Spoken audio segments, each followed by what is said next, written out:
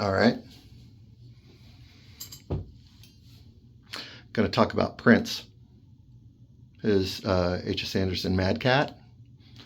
Harley Benton does a really good copy of that.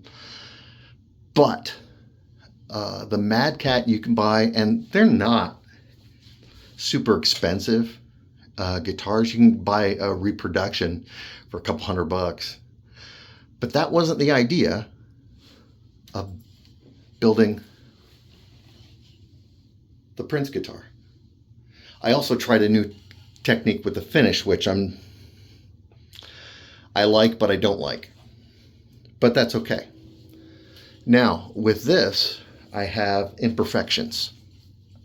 And I thought to myself, you know what? Instead of being a pristine guitar, maybe I could take advantage of the imperfections and say, yeah, I was trying to emulate the one from the 1970s that Prince used everywhere because it had scrapes and stuff on it.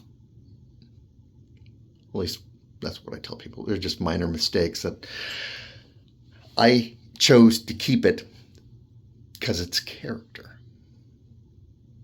Okay. Well, let's run through this. Okay. You see there's some imperfections up here. And I left those. First thing I want to talk about, though, is the finish. That glossy finish, that's beautiful, except for it doesn't look all that even, and there looks like were bubbles in it and stuff. And yes, there were. I used epoxy.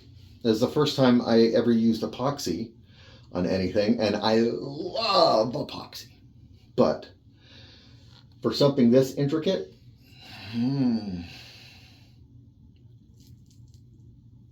it just didn't work.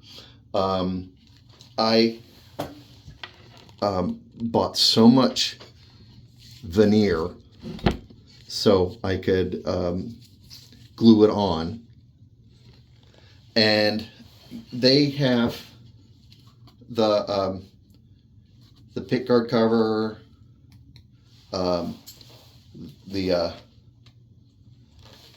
they sell these usually for about $100. I didn't want to spend $100. If I was going to spend $100 on a pickguard, I'll just spend another $100 and get a reproduction. I also did not want to put the Fender logo or H.S. Anderson, so I got a Prince pin. And if you got to see this really close, it's has all of his albums written in there. So I thought that would be pretty cool. He used a leopard skin, not real, leopard skin strap, and the tortoiseshell binding.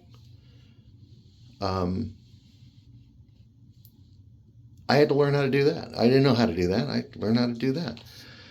The cavities routed out are not pretty, so if I took this off, you'd go, ugh. But they are where they're supposed to be. The guitar plays well. It sounds well. I learned a lot, but I'm still learning. And that's what I love about this. I will keep building these for better or worse. And then if I learn how to do something even better and I want to come back to it, okay, I'll come back to it. Now, as far as a guitarist, I'm going to have a whole series on Prince as a guitarist because he's in a class of his own. Is he the best out there? No. I'll get into that another time. But Prince also one of my biggest influences. Plus, when I was trying to come up with an idea on the next guitar to build, I said, what would you like to see? And she goes, can you build the Prince guitar?